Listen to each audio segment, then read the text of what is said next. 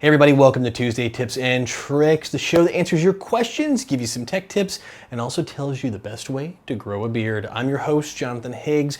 Welcome back to another episode, and I love all the comments you guys keep putting down below. It takes me forever to read through them, but I love them. I read every single one each week, and of course, you know, we record on Mondays and we release this on Tuesdays. So again, thank you so much for pouring them down there. The hard part is really narrowing them down, just so many good ones. But before we get into the questions, I do have a couple big announcements. Some of you may have already heard from last week and some new ones. First off, Operation Ironclad. If you guys know, I'm heading there this week. I'm heading out this Friday, be there this whole weekend in Hattiesburg, Mississippi. If you guys have your ticket already, fantastic. If not, it's sold out. So it's definitely booked up. It's gonna be a fantastic event, and it's gonna be my first kickoff for a real MilSim gameplay event series. So I hope you guys like it. Let me know once I get the videos up. Give me some good feedback. It's new to me. That's an area that a lot of other YouTubers are better at, that I'm gonna get my crack at. Hey, if you guys like it, I'll keep doing them. Also coming up this week, I have 2 reviews, trying to get a bunch out, play catch up since I'm back from vacation in earnest. I've got the Evo 3A1 review coming up here from ASG, and also the Honey Badger review is gonna be up this week as well. And I've got so many more behind it. I did my list, I have like 19 reviews. So you guys are gonna see a huge list build, probably getting into like 2 or 3 reviews a week.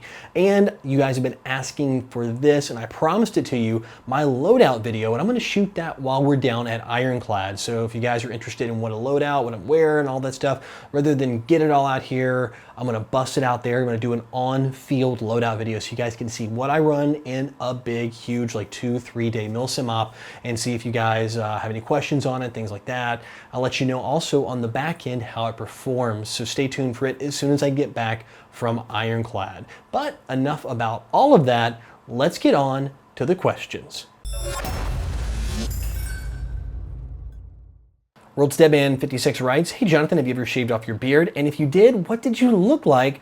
Also, have you ever been to Ball Hack Airsoft in Virginia? Thank you." Yeah, actually, I have. In fact, you go way back. I was doing like a show called Airsoftology News. I tried out for a little while. Never really stuck, but in some of those, you'll see me without the beard.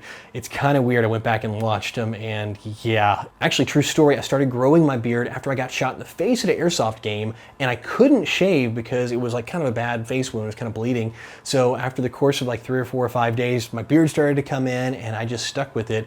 And then it kind of stayed with me all these years. Our Gaslick 2 writes, "Do you think the Crytek LMG is or should be considered a support weapon for the support weapon role in MilSim games?" So let me go with an emphatic yes. If the gun's used as a support gun in the real world, MilSim, which is simulating military operations, logically says, yes, that gun should be used in a MilSim op. In fact, I'm gonna go out on a ledge here and even say the M27 IAR that Elite Force makes as well should definitely be a support gun at MilSim events. I know some people look at it and go, oh no, that's just a rifle. Hey, look, the Marine Corps is using it in a support weapon role. Same with the LMG, that's actually kind of based on the Shrike styling of guns, which is a open bolt firing full auto machine gun. Those are all designed to be support weapons. So with that in mind, absolutely. I think if it's used in the real world as a support weapon, it absolutely should be allowed at MilSim ops. But ultimately, it's up to the event promoter to really make that call. I just hope the companies out there that are doing the MilSim events are going to allow those guns. Jiraga writes, "Hey John, fantastic to see you back. Also very strange that the editing question came up in this video. I tweeted you during the week asking for any tips on speeding up the green screen process because you've inspired me to make airsoft review videos in an Airsoftology influenced style, basically a UKU. Any tips?" All right, Jiraga, yeah, green screening is tough.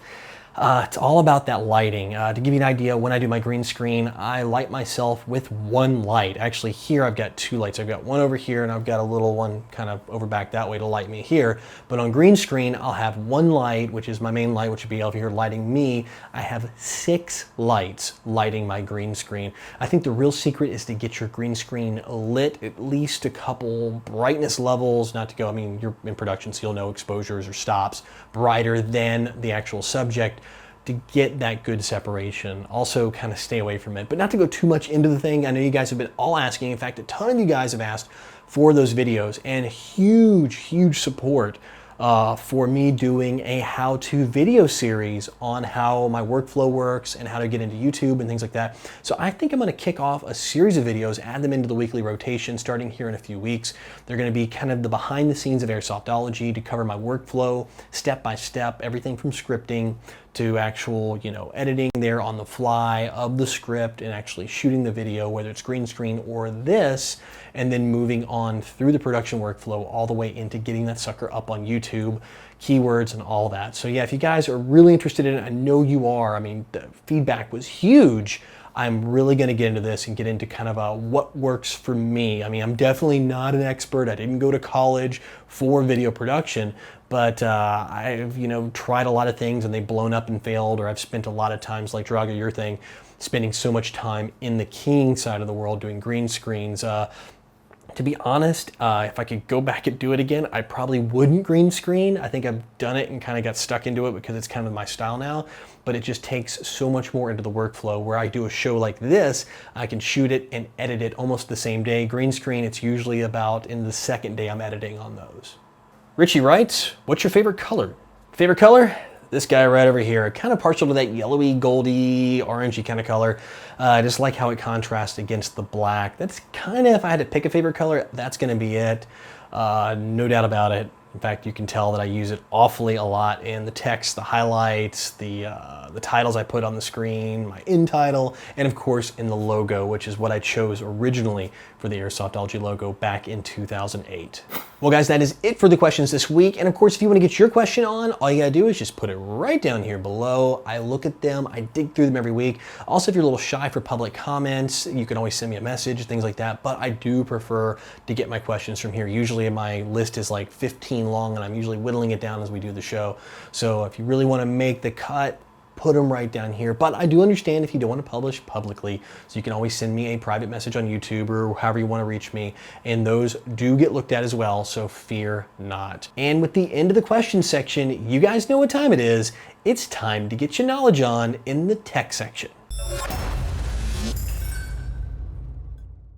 X-Ray Airsoft writes, I have a G&G Raider and I have several Elite Force mid-caps and they all have horrible wobble and only feed if I push up on them. Any ideas? So yeah, this is actually a common problem with a few of the guns. I tell you, one of them that really had the biggest problem I've seen in the past was the first generation Lonex guns. They've since fixed the problem, but the mag well was huge. It was massive. You put a mag in there and it just rattled around like a bell getting rung.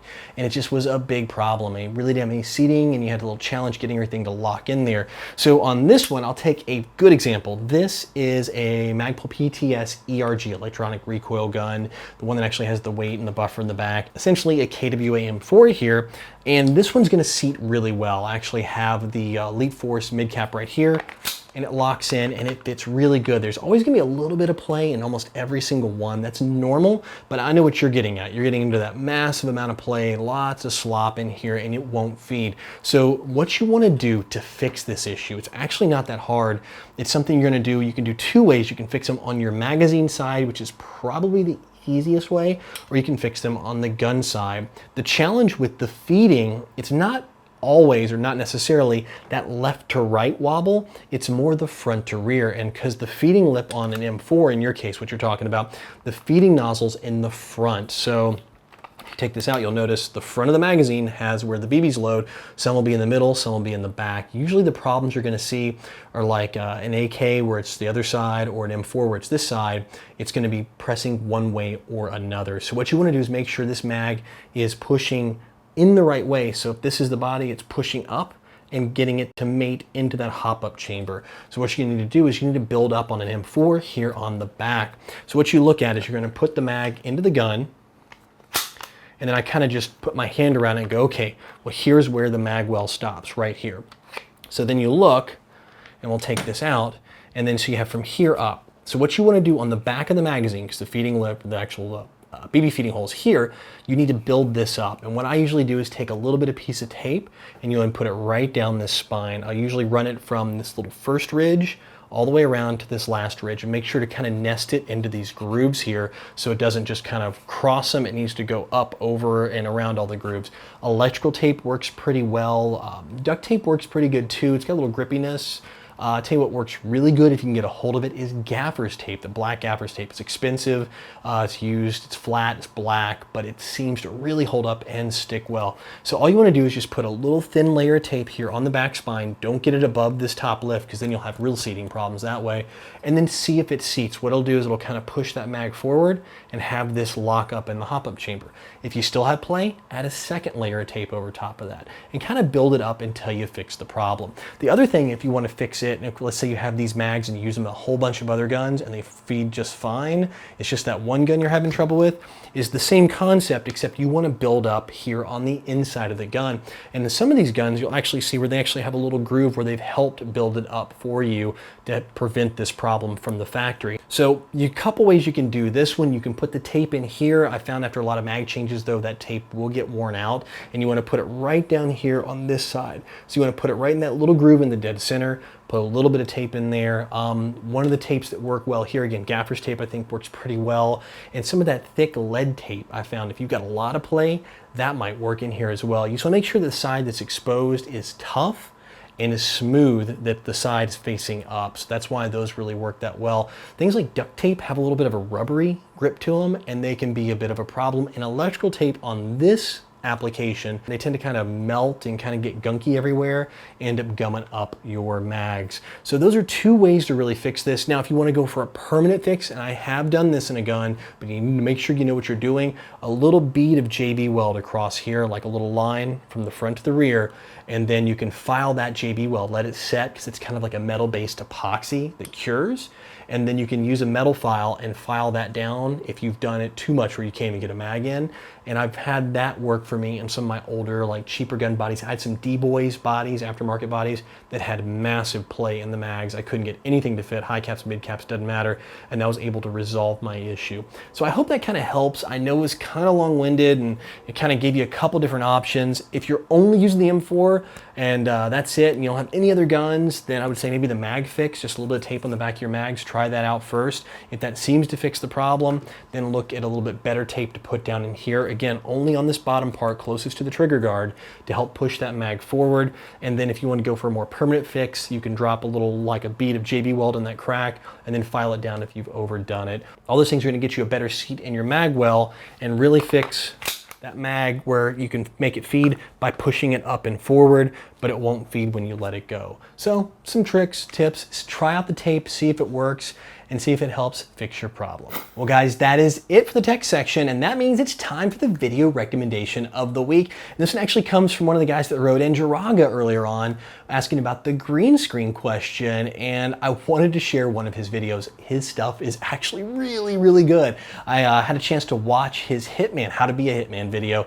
It is freaking hilarious. So check it out. It's right over here. It's Jiraga's How to Be a Hitman. Love the comedy, love the pacing. This guy does really good work. And in fact, I want to take back all the tips I gave you, because if you start doing reviews, you're going to put me to shame with the level of quality of stuff you're putting out, man. So yeah, don't listen to anything I said about the green screen. I promise. It was all lies. Seriously. Well guys, thanks again for watching another episode of Airsoftology T3, and don't forget, if you want to help support Airsoftology, you can check out our Patreon account right here, where you can throw a couple bucks and get some great rewards. And of course, if you want to get your question on the show, don't forget, right here in the comments is where you want to be. Also, I got a question for you guys. Would you like to see this show get split up? I know we moved from Mondays to Tuesdays, but my question to you is this.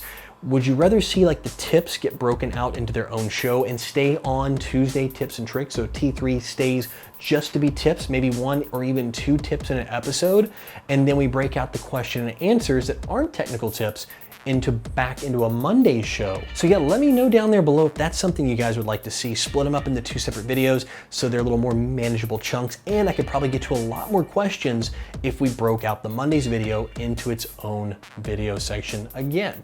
So guys, that is it. Thank you so much for watching. You guys are freaking awesome fans, and I love you guys down there in the comments. I love reading everything you have to say, the words of encouragement. I also love how you guys help each other with some of the technical questions down there. I really appreciate the camaraderie and the community that goes on down here below all of these videos. But guys, that is it. I will see you in the next episode of Airsoftology T3, and until then, go out, have fun, play airsoft, but no matter what you do, call your freaking hits.